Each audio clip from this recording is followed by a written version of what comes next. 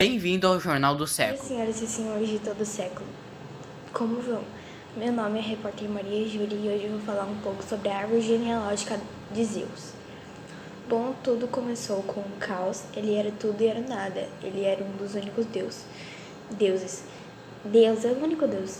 Então ele se reproduziu sozinho e acabou criando Gaia, planeta Terra. Então, como viu que ele conseguiu fazer isso direito, então ele criou Tártaro, o deus do submundo, e seus gêmeos, Erebeus, o deus da escuridão, Nix e a deusa da noite. Então os anos se passaram e a Nix também se reproduziu sozinha. Ela teve 12 filhos, mas não são muito relevantes. Então os mais relevantes são Hipnos, o deus do sono, Eris, a deusa da discórdia, e Thanatos, o deus da morte. Mas como eu vou falar de novo, a gente não vai focar muito nessa parte. Então os anos se passaram, Gaia também se reproduziu sozinha. Eles são muito evoluídos. Gaia criou Urano, o deus do céu, Órias, o deus das montanhas, e Pontos, o deus do mar. Então Gaia se perguntou por que não reproduzir com o filho, e assim foi feito. Gaia se reproduziu com seu filho mais velho, Urano, e assim foram criados os Titãs. Isso deve ter conhecido, né? Então vamos lá. Teia, Visão, Fibe, Lua, Mnemosine, Memória, Tênis, Justiça, Tétis, Água Fresca, Reia, Maternidade, Crios, Constelação, Céus, Conhecimento, Império, Luz e o mais novo, mais importante, Cronos, Tempo. Então Gaia e Urano falaram que não iam ter mais filhos e tal, mas como a vida é a vida, eles acabaram tiveram filhos sim, eles não saíram deuses, mas sim monstros. 3 ciclopes, brontes, stérpes e arges, e depois hecatônqueros, que são muito estranhos, têm 50 cabeças e 100 braços. Enfim, Urano vamos dizer que teve nojo de seus filhos e aprisionou dentro da barriga de sua mãe, ou seja, no submundo, ou seja, em Gaia, ou seja, no planeta Terra. Então Gaia depois começou a sentir muita dor, talvez por causa de seus filhos estarem aprisionados, ou por causa que existem pessoas dentro de sua barriga. Gaia criou um plano com a sua irmã Nix para procurarem o mineral mais resistente dela mesma, ou seja, um adamante, que é um termo arcaico para representar um material muito resistente. Então, elas criaram uma foice. Então, e com isso elas criaram uma foice. Então, Gaia juntou todos os titãs para castrar Urano. Isso mesmo que você ouviu, castrar Urano. Então, como todos os filhos rejeitaram, adivinha que aceitou? Cronos. Ai, meu Deus. Então, Gaia acabou falando explicadinho pra Cronos o que era pra fazer. Porque quando acontecesse aquela coisa, isso mesmo, quando acontecesse aquela coisa, era pro Cronos aparecer e castrar ele. Então, foi assim feito. Como o Urano tinha dado uma saidinha, ele voltou, rolou um clima, a Gaia fingiu que estava interessada e acabou acontecendo aquelas coisas. E do nada, pá, Cronos aparece e castra Urano. Então vamos dizer que Urano foi derrotado e Cronos virou seu sucessor. Sim, Cronos virou o sucessor de seu pai. Então Gaia ficou muito feliz porque sabia que ele ia libertar os irmãos dentro da barriga dela. Só que não. Cronos disse que ele não queria libertar os irmãos, mas sim ele queria pegar o trono do pai. Então Gaia ficou tipo assim, como assim? Então ela falou que ia acontecer a mesma coisa com ele.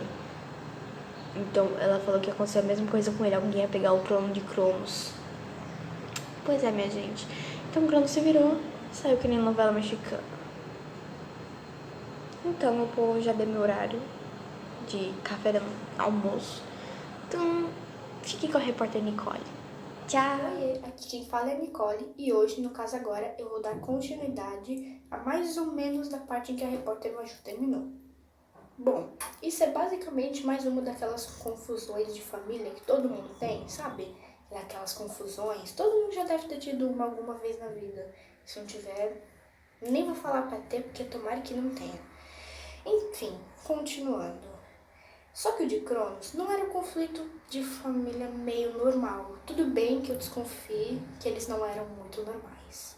Mas enfim, Cronos tentou executar o plano que seu pai não conseguiu fazer, achando que o plano dele ia dar certo.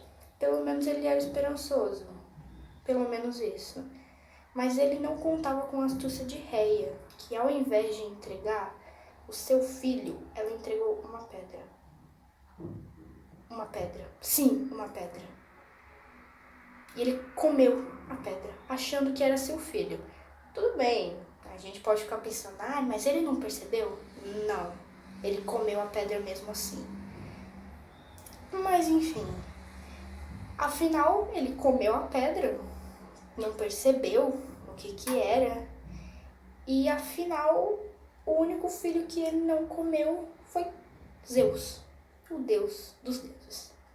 Todo mundo já deve ter escutado, acho que pelo menos alguma vez na vida, algum familiar falar que na época dele é tipo, na minha época não era assim, na minha época era tranquilo, na minha época não tinha o que tem hoje, na minha época era melhor. Mas se for parar pra pensar, acho que às vezes é nem melhor parar pra pensar, só segue a vida. Mas parando pra pensar mesmo assim, Cronos teve filho com a sua própria irmã. É estranho. E tipo, ele nem queria ter filho, porque acho que ele tinha receio de que alguém roubasse o seu lugar.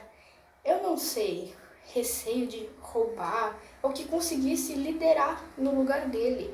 Então, por isso que ele comia os seus filhos para tentar evitar o que acontecia. Mas não deu certo do mesmo jeito. Enfim, na final de tudo, ele, mesmo não querendo ter filhos, ele teve filhos. Isso é muito estranho. Mas bom, enfim, aqui acabou a minha parte. Eu vou indo porque eu tenho muito mais o que fazer. Mentira, eu não tenho nada pra fazer, é só preguiça mesmo. Agora fiquem com a repórter G, que vai dar continuidade a essa história, jornada, não sei como é que eu posso chamar. Chama do que quiser. Tchau. Quem fala é Giovana e hoje irei falar sobre o plano de Zeus para tirar seus irmãos de dentro de Cronos. Para começar, Zeus libertou os Ciclopes e os outros monstros do submundo para ajudá-lo em seu plano. Zeus entrou pela porta de dentro mesmo. Ele não foi nem para a porta de trás do castelo ou alguma passagem secreta. Ele foi pela porta da frente mesmo. Quando chegou lá, Cronos perguntou quem era ele, né? Porque afinal eles nunca tinham se conhecido, né? Ele não ia saber que era filho dele. Bom, aí Zeus falou que queria trabalhar, né, com Cronos. E então Zeus começou a trabalhar com Cronos. Cronos descobriu que libertaram os Ciclopes e os outros monstros do submundo. E Zeus começou a ser o mordomo de confiança, né, de Cronos.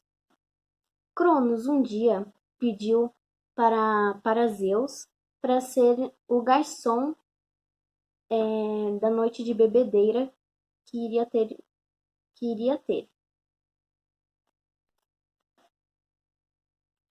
Quando acabou o horário de trabalho de Zeus, ele foi para uma ilha que foi onde ele nasceu, para pegar uma poção com Metis. E no dia seguinte aconteceu a comemoração. E Cronos tinha bebido muito, então Zeus aproveitou e colocou a poção na bebida dele. E o Cronos passou muito mal e ele vomitou.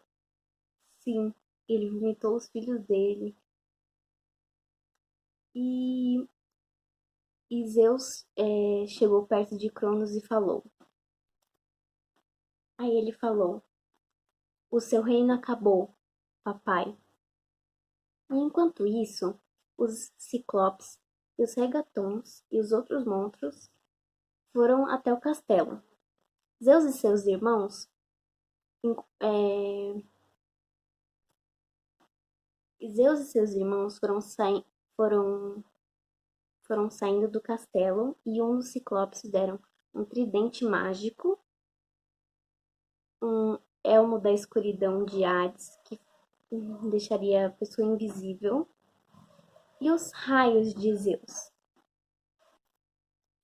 E começou a guerra, chamada Guerra dos Titãs. Essa guerra demorou anos, e Zeus e seus irmãos conseguiram derrotar Cronos. E agora vamos para o Lowrock. Oi, aqui é o Leonardo Rock e eu vou falar sobre como o Hades, o Poseidon e os Zeus escolheram os seus reinos, que eram céu, mar e submundo. Então, Zeus pegou uma urna e colocou dentro 3 pedras preciosas, uma de cada cor representando os 3, sendo o céu o mais prestigiado e o submundo o menos prestigiado. Então, Zeus foi o primeiro a pegar, como ele foi o líder da rebelião, ele foi lá e pegou. Ele era muito orgulhoso, então ele só se contentaria com o céu.